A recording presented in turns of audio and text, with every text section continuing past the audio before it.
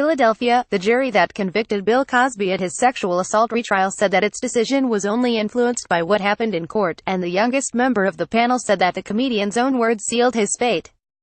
Harrison Snyder said in an interview aired Monday on ABC's Good Morning America that Cosby's deposition, in which he admitted giving women drugs to have sex with them, was the evidence that made him believe he was guilty.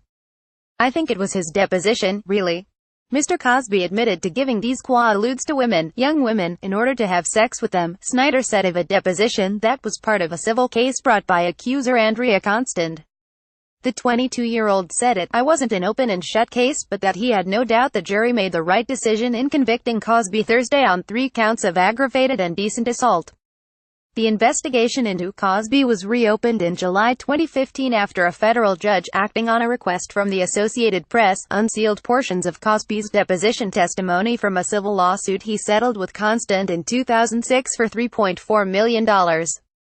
In the testimony, which was read to jurors at both trials, he described giving quaaludes to women before sex in the 1970s and his encounters with Constant, a Temple University women's basketball administrator.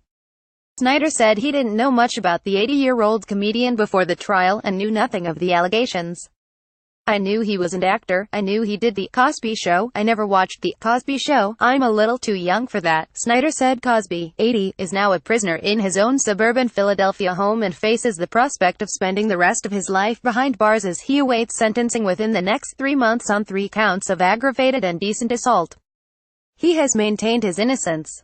His publicist has declared his conviction a public lynching, and his lawyers have vowed to appeal.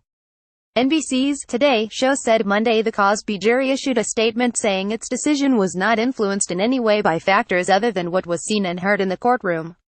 They said race and the "After thoughtful and meticulous consideration of the information and evidence provided to us, we came to our unanimous verdict," the jury said in the statement.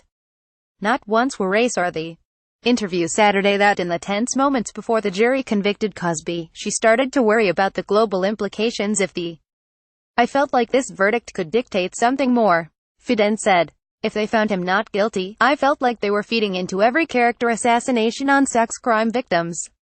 Cosby's lawyers have vowed to appeal, but prosecutors said they are confident Cosby's conviction will stand.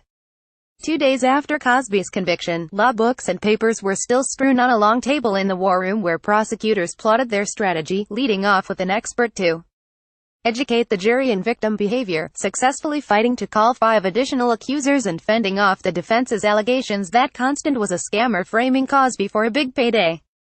The additional accusers allowed prosecutors to uncloak the man once revered as America's dad as a manipulative predator who used his built-in trust to trick women into taking powerful intoxicants so he could violate them. One woman pointedly called Cosby a serial rapist, and another asked him through her tears, "You remember, don't you, Mr.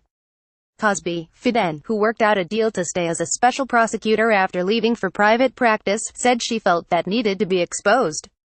"That was the most sickening part of this all," she said. "When people in positions of power use that power to victimize people, I find that to be beyond disgusting." The Associated Press does not typically identify people who say they are victims of sexual assault unless they grant permission, as Constant has done.